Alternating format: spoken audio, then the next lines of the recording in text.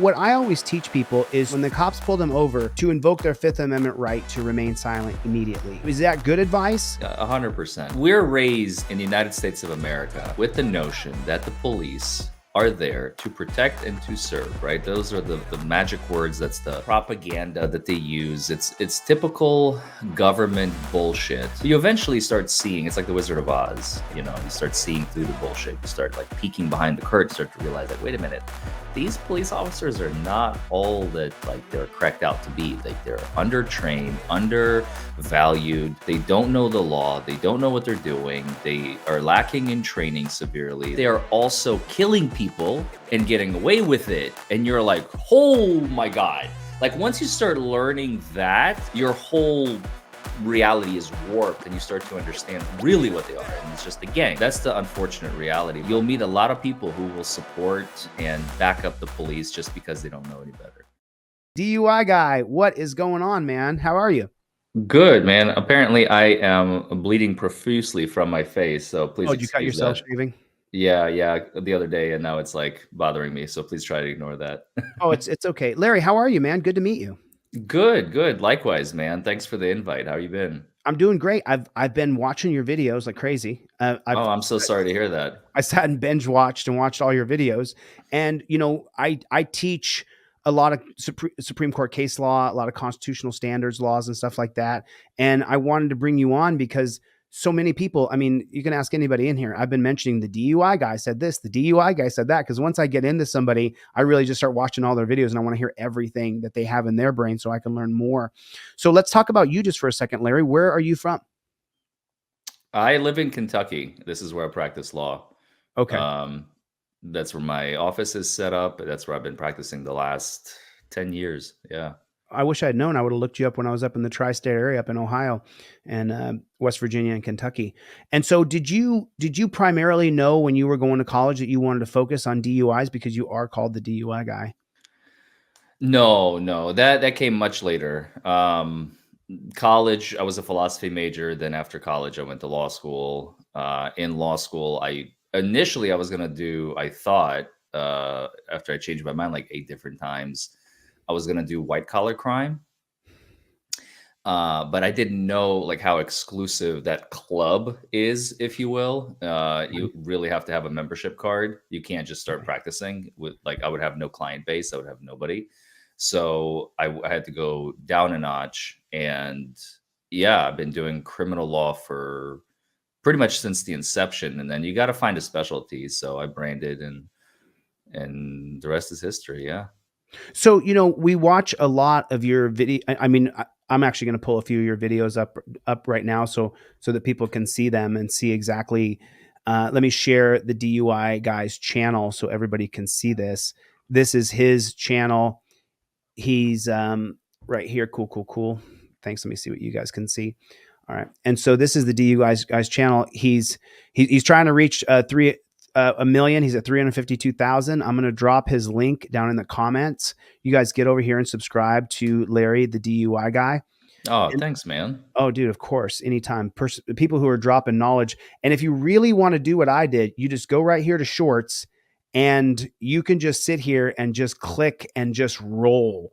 I mean, I'll go to the popular ones so you guys can see the ones that kind of help identify him. You must follow the law. The law says you must stay proceedings. Okay, and they have. We're rolling to see if we get an answer. What would you You like? cannot roll the case. You don't have jurisdiction to roll the case. That's exactly what I'm saying. So what are you asking me to do? I am asking for you to wait until the answer is received downstairs in the district clerk's office.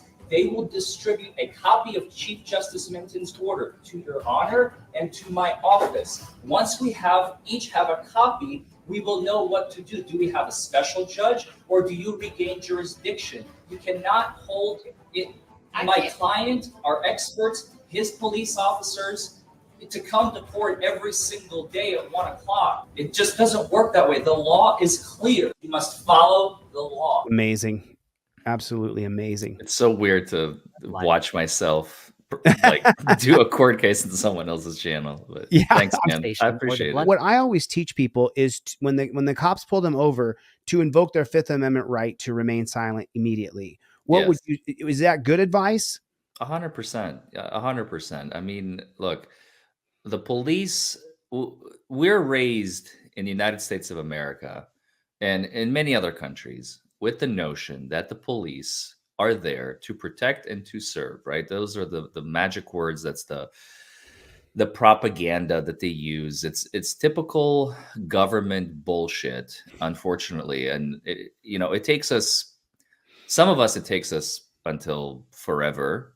Some of us takes a few years. Some of us takes a few months, maybe. I don't know. It's hard. Everybody's on a different timeline. But you eventually start seeing, it's like the Wizard of Oz. You start seeing through the bullshit. You start like peeking behind the curtain. You start to realize, like, wait a minute, these police officers are not all that like they're cracked out to be. Like, they're undertrained, undervalued. They don't know the law. They don't know what they're doing. They are lacking in training severely. They're doing all sorts of things on the street that they should not be doing. And then you start to realize that, wait a minute, not only do they not know what they're doing, they do whatever the hell they want. And when you start realizing, like, hold on a second, not only do they do everything that they want, whatever they want out on the street, but they are also killing people and getting away with it. And you're like, oh my God. Like, once you start learning that, especially as a professional or just as an individual living on the planet, your whole reality is warped and you start to understand really what they are. And it's just a gang. It's a clan. It's a gang, whatever you want to call it, that is literally has the color of the government to back them up, and they can do whatever they want for the most part. And the Supreme Court, if you talk about the Supreme Court cases, your audience knows the United States Supreme Court will bend over backwards to protect their gangsters. And so, like, at the end of the day, the only question is of how long is it going to take you to wake up and realize who it is that you're dealing with.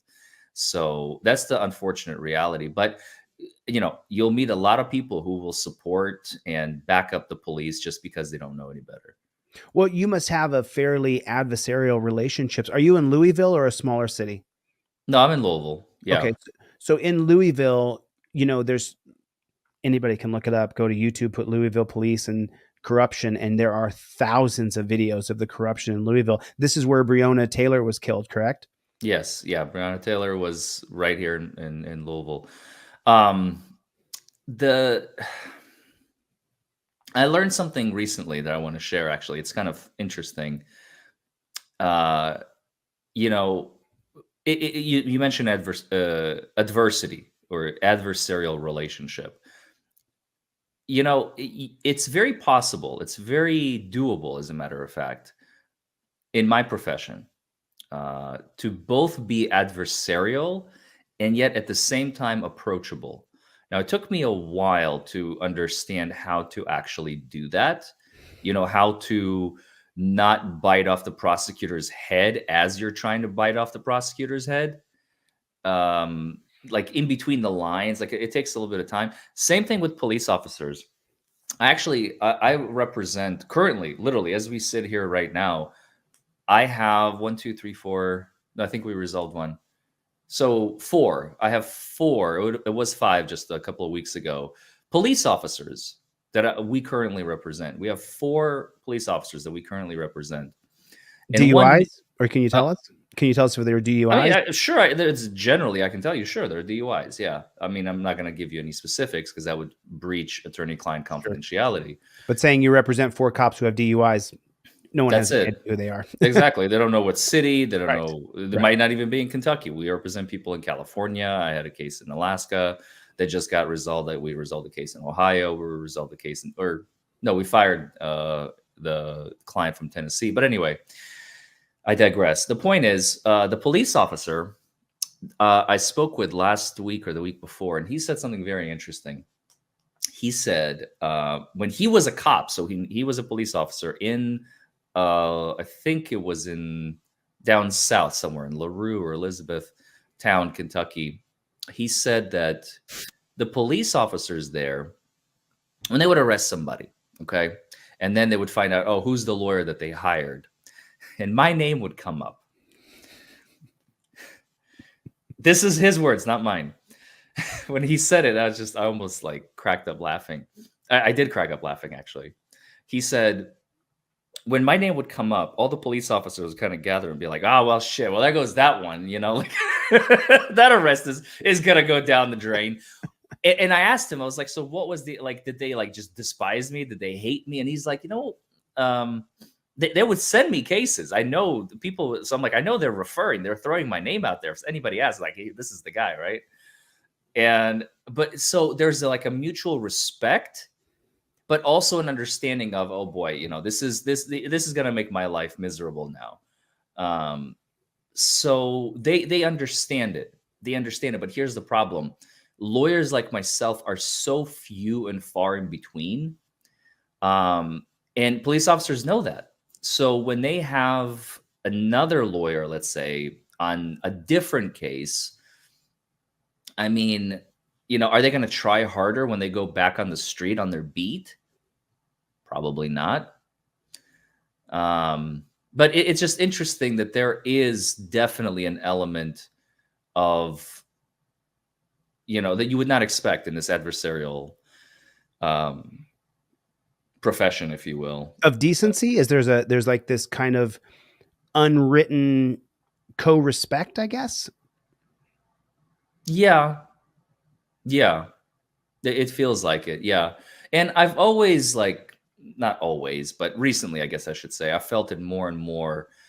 But the key is to just keep doing good work for your clients. I mean, that's really what it's all about, for talking about lawyers for a second. Right. Like I said, you've heard the adage, 99% of lawyers make the rest of us look bad. Right. So, and it's the same thing. And bad lawyering creates bad policing too. This is what people don't understand. When you have, let's say, if you had an armada, an army of lawyers who would hold police officers accountable in court at every step of the way, at every opportunity, like there are counties I can go to where police officers literally have carte blanche because the attorneys have just all but given up there, in these smaller towns. They're like, I don't know what to do. And the officers can do whatever they want. The police force, I say officers, like the troopers, the deputies, the police officers, all branches of policing have like this kind of carte blanche, this white card. I can do whatever I want because the prosecutor's got my back, and there is no defense attorney in town who is going to be doing anything about it, filing any motions or requesting any evidence or whatever. Why is that, Larry? Why is that? Money. Easy. Yeah. People just can't afford good representation. Lawyers don't get paid enough. They don't want to work. Or even if they do get paid enough, they don't know what they're doing sometimes. And they're just not used to getting paid. So the lawyers are not used to getting paid. Is that what you said? They don't know what it's like to get paid well. Some of them. Right. Yeah, okay. Because they're kind of stuck in this little rut of, I'm only able to do so many things, and I have to make sure like I hang on to them as dear life as possible, or whatever. Clinging on to dear life, and that's unfortunate.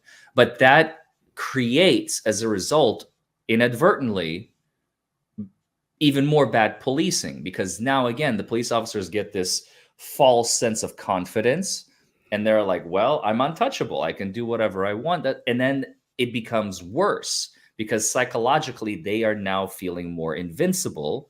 So now they go out on the street, and it's this underlying mentality, if you will, or this energy that permeates within an individual's mind, and it affects their day-to-day actions. And one day they're going to do something drastic. For instance, 2 years ago, I have the video posted just because it was a dismissal, but this is a case that was going to go to trial. Let me tell you the story, because this is absolutely horrific. Absolutely horrific. It's one of these counties. I will not name it, but you can probably find it on the internet. So my client, here's the story. My client was driving. It's like one of those horror videos that you've been showing right when I came on. Yeah, it's always a nightmare for people. Yeah. Oh my God, this one. So my client was driving. He lives up in northern Indiana, and he was driving from southern Alabama He was there for a job and he was driving home. So it's like a 14 or something hour drive.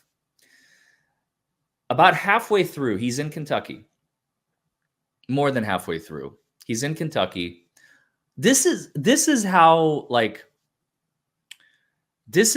this guy is such a good citizen. His at the time girlfriend calls him. You know what he does? Who the does this? By the way, I don't know if I'm allowed to swear. You can I'm swear sorry. anything you want. Okay, I just want to make sure because I swear on my channel all the time, but I don't know. All right. Anyway, this mother pulls over to answer the phone call. Who does this? Okay. He pulls over he's a good Samaritan. He's a good citizen. He pulls over. He takes his girlfriend's call. He says, he's talking to her. And as he's talking to her, he's like, he looks in his rear view and he's like, there's a cop behind me. He just pulled up, turned his lights on as he's parked on the side of the road. He's not even just parked on the side of the highway. He went above and beyond. Now, this is a little excessive. This is a little extreme, but you got your fog line. He is over the fog line. Like he's basically on the gravel next to the grass. Right. He's off the road, which is very dangerous. There's like nails and God knows what else in there. Never a good idea, but he's being super extra safe and he's driving a minivan. Now, you know what his crime is? You know what his mistake is? He has some empty Bud Light cans that are weeks, if not months old on the floorboard. That's his real crime. That's his only crime. When I say crime, it's not even it's not punishable by law, but that's what the officer is about to see, right? Right. So the cop comes over. He has no body cam. His name is Trooper Thomas Zartorsky. I will tell you that. Well, let me rephrase that. Former Trooper Thomas Zartorsky. At the time, Trooper. It's another one of my scalps that I was able to claim. I have 4.5, I believe. There's a story about that hat. Way to go. I'd like to hear it. But anyway, so the officer comes up to his window and he's on the phone with his girl and he says I'm good. You can leave. I'm fine. Don't worry about me. And he's like, roll the window down. And I guess he starts peering in. He's got the flashlight. He sees the beer cans, probably the empty ones on the floorboard. That's my suspicion. I mean, I don't have proof because there's no video. Right. And he just keeps harassing my guy. He's like, come on, get out of the car, get out of the car, get out of the car. And he's like, honey, listen, I gotta go. This guy's harassing me. He won't leave me alone. I need to terminate the phone call with you so that I can turn around and turn the video on and start recording him. Okay. Right. That's exactly what he does. He starts recording former Trooper Thomas Zartorsky as the latter is asking him out of the vehicle. He gets out of the vehicle eventually. Or no, sorry, I take it back. They basically get into a back and forth. That's what it is. I'm sorry, it's been a couple of years. They get into a back and forth. And eventually my client says, okay, fine, I will. And as he starts opening the door, the trooper kind of helps him out. Sure. And basically drags him out of the car. And it gets a little messy. It gets a little ugly. There's some back and forth that continues. But he was charged with everything. There was a slew. There was 9 different charges. I'm not exaggerating. There was 7 or 9 different charges. I think it was 9. I remember it was I remember that case. Yeah, oh, that's right. That's the same guy. That's the same guy. Yeah. So, once corrupted, always corrupted, right? Zartorsky. That's him. You found him. Yeah. This is a different case. But it's the same guy. Yeah, this is before mine. It was a year before he got terminated. Right. But yeah, there was I think that story is they stole money from a basement that they had a video camera. They just weren't ready for the video camera. That's all it was. Right. That's how we get them, video cameras, boys. That's right. That's right. Because they don't carry their own, so you got to carry it for them. Well, so my client is recording this whole interaction. Luckily, it was broken down into 2 pieces. The recording stopped and then started again. why do I say that? As I'm sure you know, as I'm sure your audience has heard many times before, police officers like to go through phones and destroy evidence. Again, on first glance, it's like, what did he just say? Did he just say that the government destroys evidence? Yes. Like, goes through your stuff? Are you serious? Yes. Yes, they do. They don't care. They absolutely have no qualms about it. They're worse than your ex-girlfriend that goes through your phone while you sleep. Trust me, because she's only interested in certain things. The government wants to make sure that you have nothing on them, which is so much worse. Right. So much worse. That's right.